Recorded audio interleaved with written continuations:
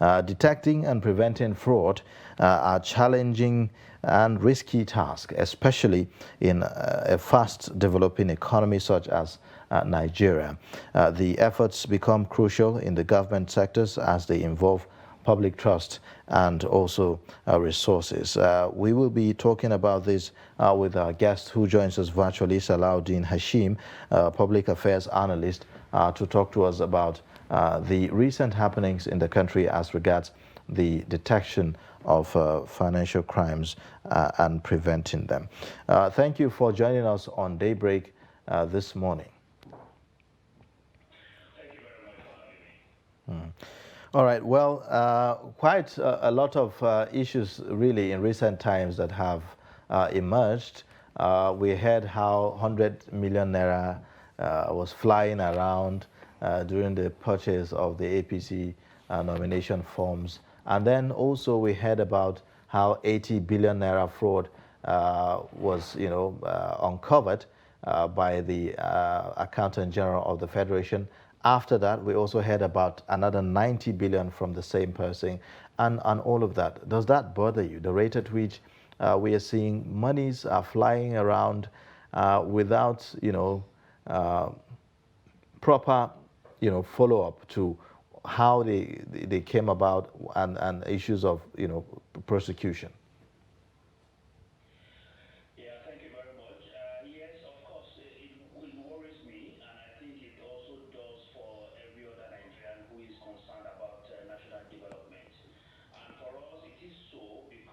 One of the very big popularity that is amongst Nigerians, we're going to fight corruption. And knowing fully well where we were coming from, that that might just be like the only one of the reasons why most Nigerians are trying the administration.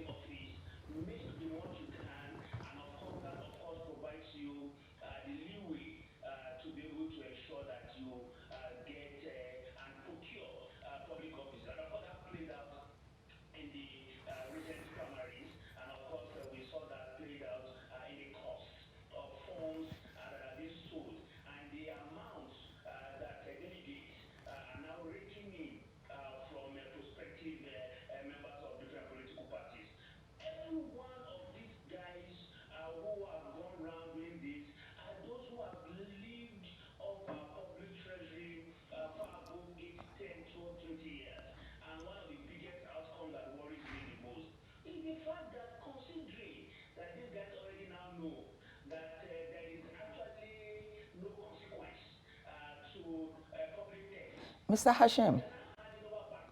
Mr. Hashim. Mr. Hashim, That's the thing, right? You said that they continue to do this because there are no consequences. So that throws the issue back to those who are supposed to fight this. For instance, the case of the accountant general.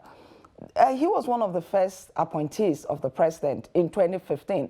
And isn't it curious that all of these discoveries are coming up 7 years after he's been in office? So a lot of people have been wondering, those who are supposed to fight these crimes, those who are supposed to monitor these people and ensure that these things do not happen, are they sleeping on their jobs? What exactly is going on? And that is why you have the issue of sloganeering and no active programmatic response or preventive mechanism to actually check and balance the system. Two things are playing out. One is the fact that some of these guys that you see in public space today being publicly prosecuted are just enablers to specific individuals who have taken over the space. And I tell you, you are in the space and of course monitor this process today. There might be nothing that might come out of it. We have seen the Mena case, and of course how it turned out. We have seen the case of Joshua Dariye. We have seen the cases of those, even not Jews or Kanu. We have seen cases of people who were convicted, and of course even the same process and the judicial system say, look, you have to start the entire retrial all over again. So you discover that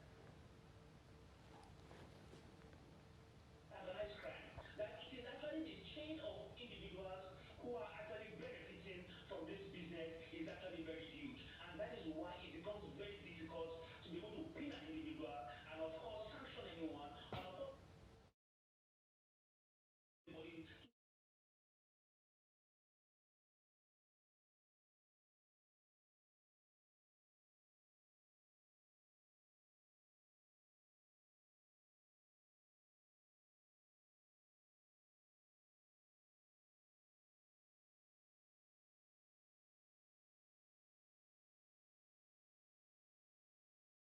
These whole thing we say are just nothing but mere rhetoric. Okay. It just doesn't happen. All right. See all of that playing out in the first place. All right, Salaudin, before we get to the point of talking about prosecuting, before we get to the point of saying, oh, this person did this, how about preventive measures in terms of strengthening our institutions such that it doesn't even give room for certain corrupt practices? For instance, some people have said that one of the reasons why, corruption is thriving is because in the first place, it has been institutionalized. It is not even considered as though it is wrong. It is not even considered as a crime in the first place. So sometimes you find people engaging in fraudulent activities, sometimes ignorantly, thinking, well, it's just the norm. And then sometimes you find that the system just promotes them, even when someone do not have the intention to do so. You find people who come into certain offices and then automatically you find that subordinates are the ones even engineering some of these things, and if you don't do it, it turns out as if you are not really you now become the black sheep and all of that. So in terms of strengthening our institutions to block opportunities for some of these fraudulent activities, where are we not getting it right?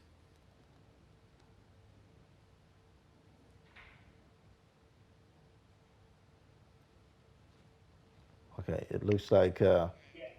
The reason why ICPC was actually set up in the first place was to basically establish preventive mechanism to the fight against corruption. That was the reason why ICPC was originally put in place. And of course, the government itself has actually come up with specific policies. One was the TSC,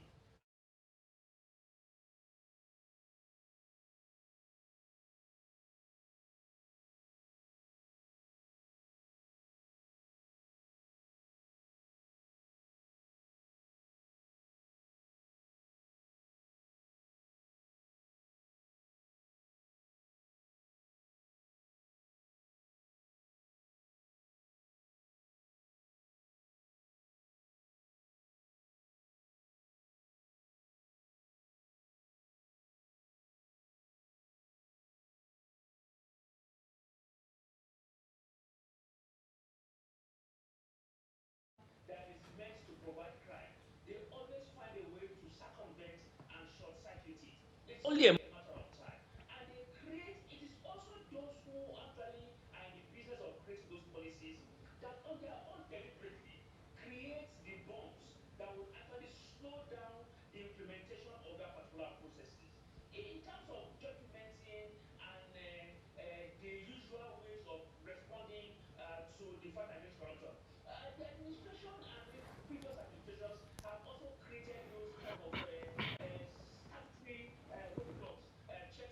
But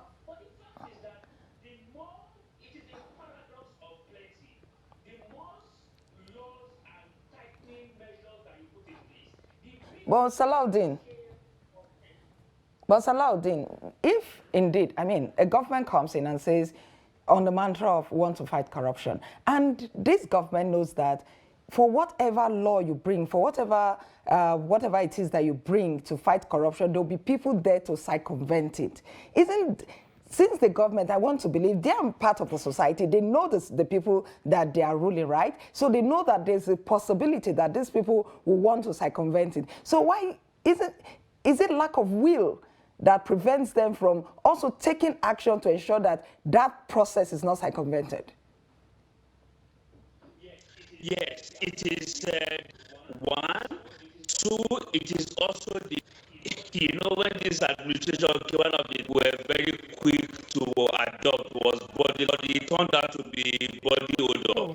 One gap in any administration is your inability to be able to early warnings. Early warnings are always there. You find them in money under reporting line costs. You find that training, financial accounts, procurement fraud, bribery, corruption. Those early warnings. But what to mitigate them?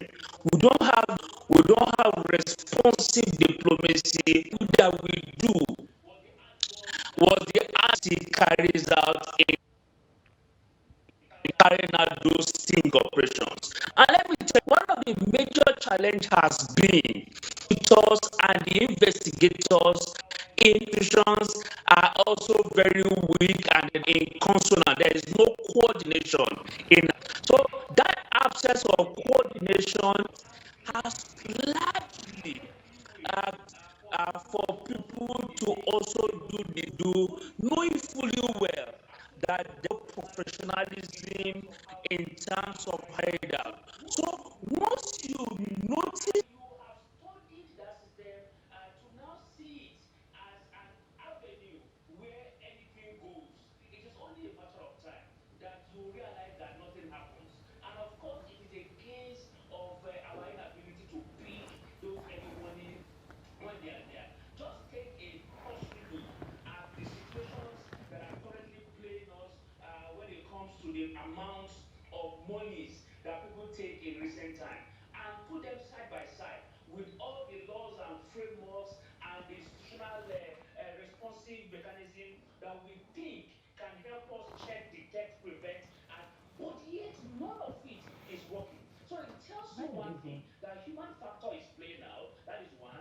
And,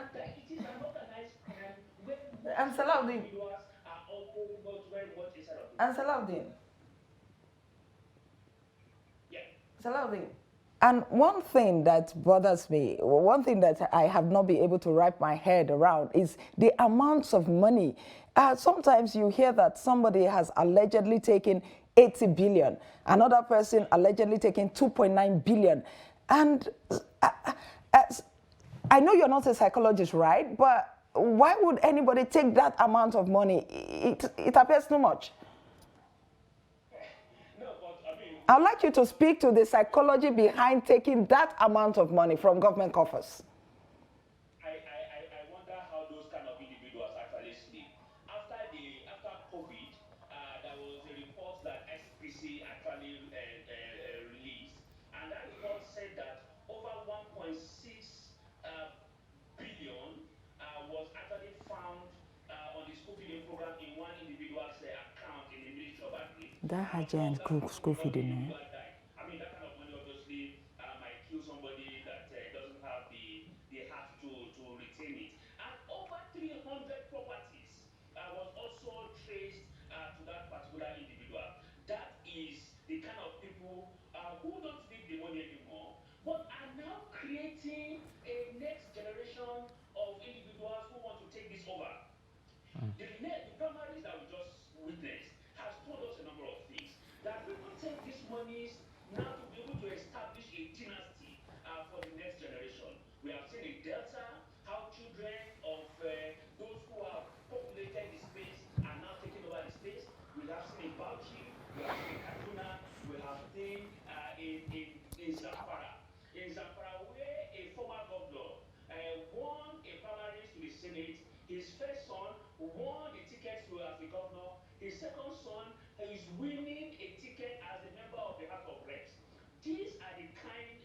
places where people now take so much money that they don't need and put them in spaces to be able to now create a generation next. It is worrisome. All right. Now, that instance you gave, I mean, in Bauchi, we also have the CJ and Sons who There is the also. ability to do Uh, some psychosocial support system to political elites before they either get into office as a way of understanding okay. behind their character and attitude. All right, Salaudin. Now, also part of the problem has been that you find institutions or people who are supposed to be, because this large amount of money, it doesn't just go missing without the help of some other persons. So there are people that some of these public officials will definitely have to work with for that money to pass through. So they are not doing it all by themselves alone. But if you talk about how they get away with it, poverty, and then if you look at the economic condition of the country, we cannot wish that away when it comes to issue of dealing with corruption, because most times you find people who are supposed to also be responsible in checkmating are compromised. So what happens then? How can we deal with situations like that? How can we appeal to the moral consciousness of people who are saddled with the responsibility of checkmating corruption, to take their job seriously, to understand that it is beyond what they think it is? Because at the end of the day, if someone fails in holding to account other public officials, the whole country gets to suffer for it. So, how can we, ensure that the living condition of people does not push them into, engaging in corrupt practices? You know that poverty is actually a state of the mind. So you can be poor and have some level of dignity and integrity and not never take something that belongs to someone else. Those were the creed that we grew up with. Those were the things that we were told by parents, and has continued to guide the reasons why we also continue to remain in this space for so long. A lot of people because of a vulnerable system that is totally built around individual, and some reasons that actually that is because the civil service and the over has also been built on a very faulty foundation. If you check our civil service and the way it is actually being constructed, you will realize that it was actually built to fail. And one of the key agenda that any next administration must deal with is for them to completely look at how to strengthen the civil service. There are specific balance in the civil service that actually facilitates corruption. They tell you that you will need to wait for your own time.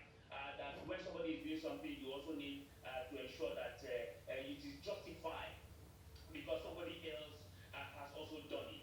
And of course, we have a followership challenge. If you have a cousin, a brother who is a director or a DG and is not taking money, family members will begin to tell him that look, when it was somebody else's time, this. So we have pressure both from citizens on public office holders and the absence of the very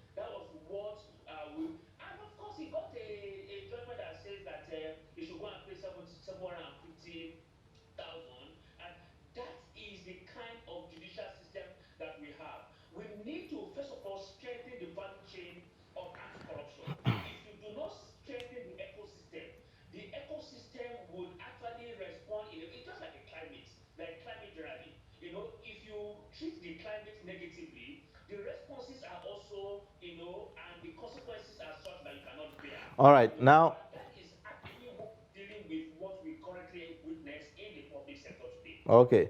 All right. Now let's talk about the role of the judiciary in all of this. You know, the slow pace of justice, and the way our courts, operate these days.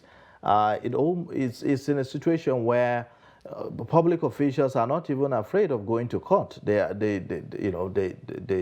feel like, well, if they eventually go to court, uh, they can use technicalities to get away with whatever crime it is that is there. So how can we strengthen our judiciary to be able to also deal with this and increase the speed of dealing with cases as well? I think first thing is just to set up a special court that deals with the issue of corruption. Those special courts will accelerate and facilitate the process. The second thing is those that are existing and the frameworks that we have on ground, we must allow them to function.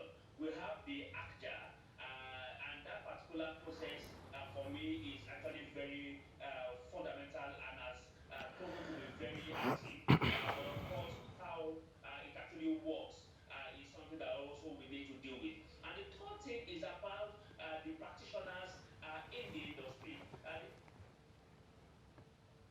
Those who also offer advisory to criminals in terms of how to delay the entire processes.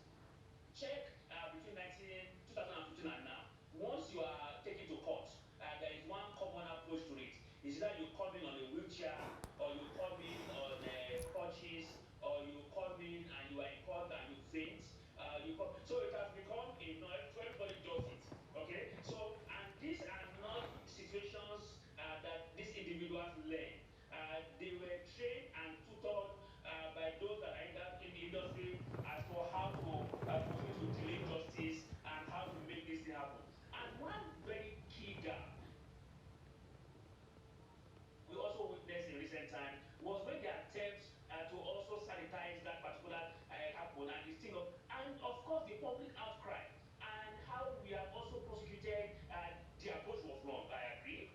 But there was a need to also launder the image of and salvage that particular industry.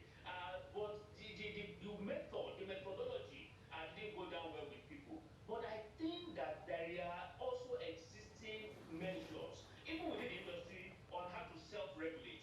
And if you also know too well, the oversight responsibility from the National Assembly has also been very weak. And obviously, when you have a system that is also culpable, it becomes very difficult for you to effectively oversight. Okay, And Salah. poor oversight function sometimes. All right, Salahuddin.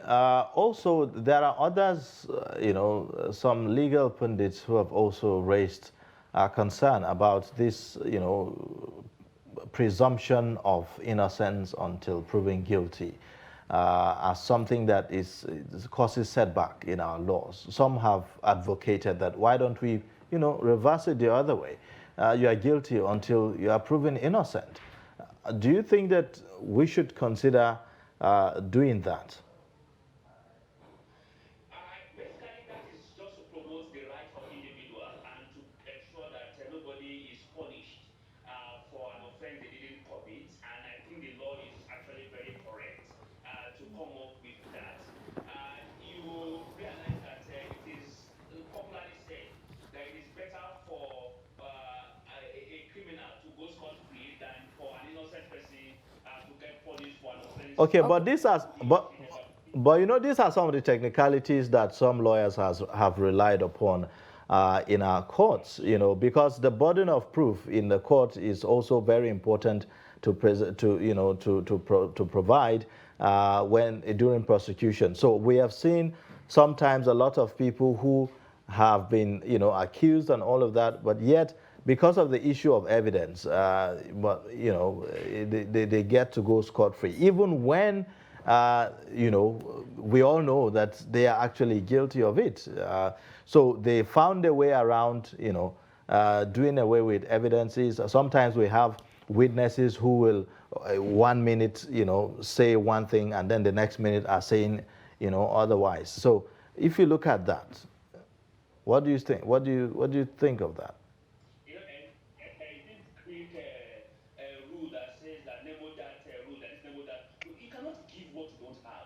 Okay, you cannot give what you don't have, and No. that's exactly what is I have a playing question. out within the industry. The industry has clearly suggested that over time, the ethics and the ethos and the values in Honestly. that particular profession has actually been lost to huge appetite for money and greed. And you will realize that it is a case of most of the practitioners and also negotiating with those whom their clients are, to also part with a particular amount Okay. if they get through with the process.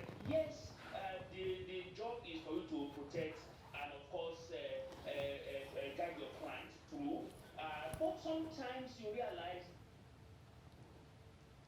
a lot of crimes are also being committed in the process of also defending your clients in court. And that for me is where the umbrella bodies need to also come in. The NJCs, the NPAs, and all of those associated umbrella associations, they have a very huge responsibility in terms of how they manage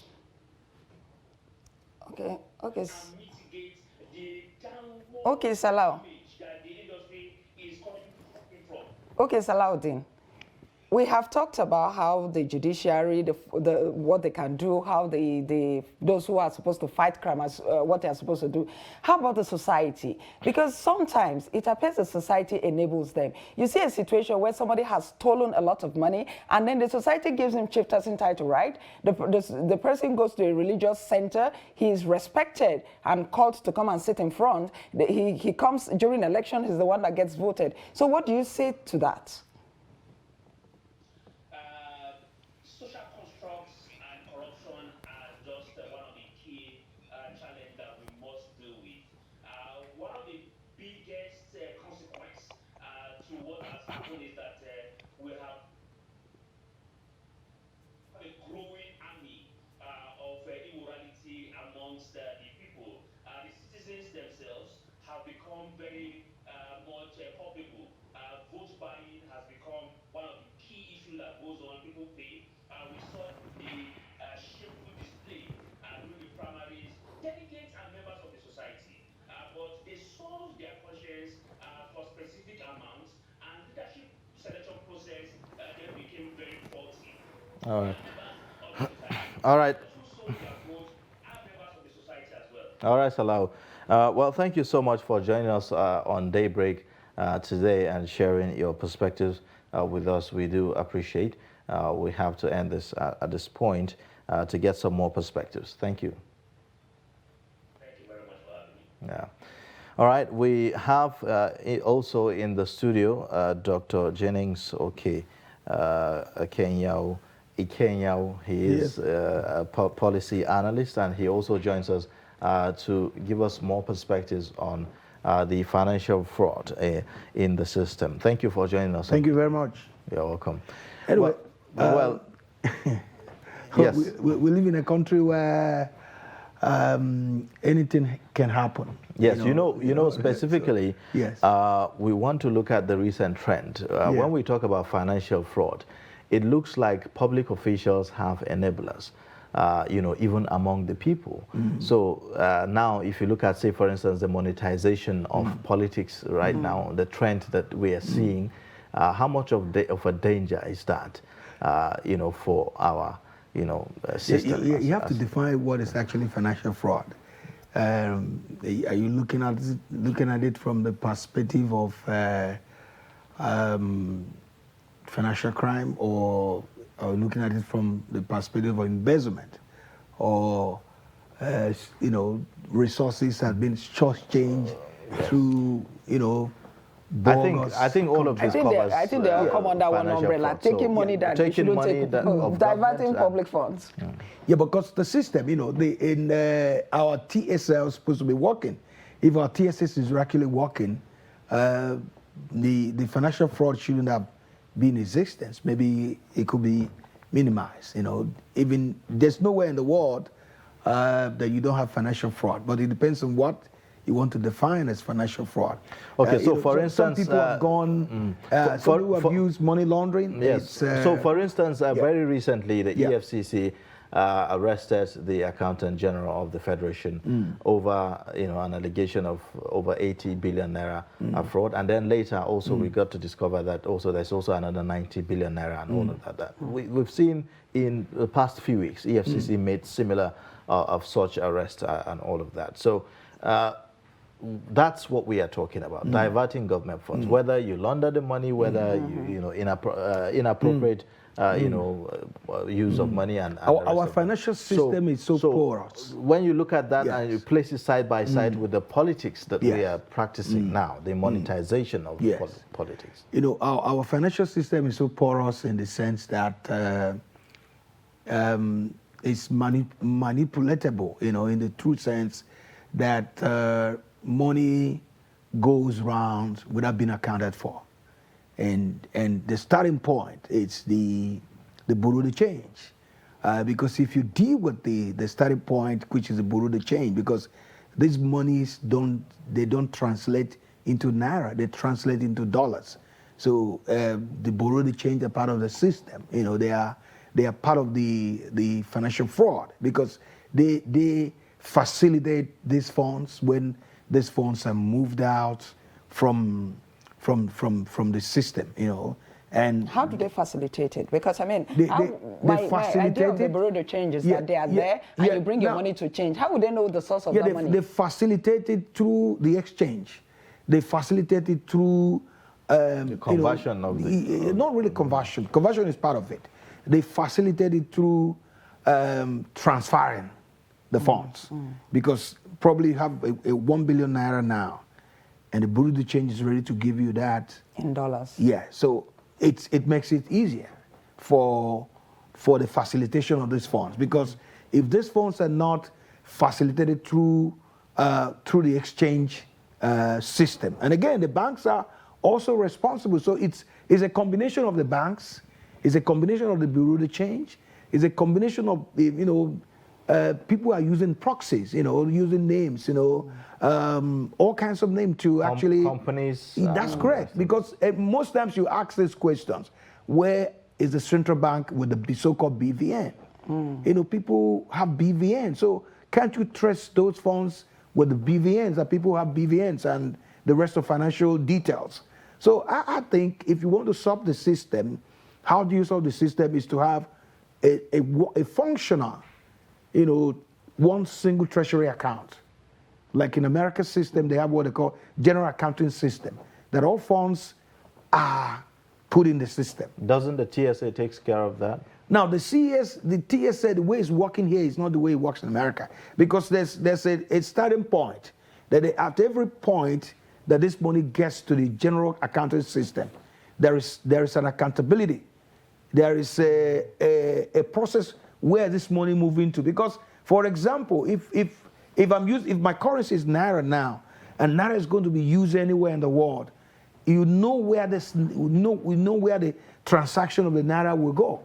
So I think that the system, our financial system, is porous. It's not tightly loose. It's not tightly connected to actually check frauds, and that's why somebody can transfer a fund today, and money can get into somebody's account before it says Jack has already got into somebody else's account. You can't trace it, and most times when this money are taken, they go to bureau de change, and when this money, they get to bureau de change gives you the equivalent in dollars. So you can't trace it. So isn't it why we have bodies like the EFCC? Now, the work of the EFCC... And the NFIU, for instance. Yeah, the work of the EFCC, these agencies, with due respect, they're not really active. But even the Bureau de Change, don't they have some rules guiding them, their operations? The Bureau de Change are guided by the Central Bank of Nigeria. So that's why I tell you that our monetary system, there's so much porousness in the system that anybody can embezzle. Is it really about the system, or is it because the people in the system are compromised? Well, the policy, the way the policy are framed, it's not tight. it's not a tight policy. It's not a policy that people are punished. You know what I'm saying? People are punished. Because how can somebody, one single individual, to have 80 billion, 90 billion, and you're telling me that is you didn't know when these funds are being, taken out of the federal coffers? Is it possible? So it's because the system is porous. It can be manipulated. Mm-hmm. It's not a control system that even the central bank themselves do not even know how these things go. So they use banks, they use all kinds of financial channels to get these funds out. So it could be some put it in the real estate business, put it in just you name it. So as long as this money is moved out, from the system, because when it moves out from the system, just like your TV station now, there's a control system here. Whatever news or whatever reportage or whatever that comes in and goes in is being monitored. But the monitoring system is so loose that anybody can do anything and get away with it. That's exactly what is there. All right. Well. Yes.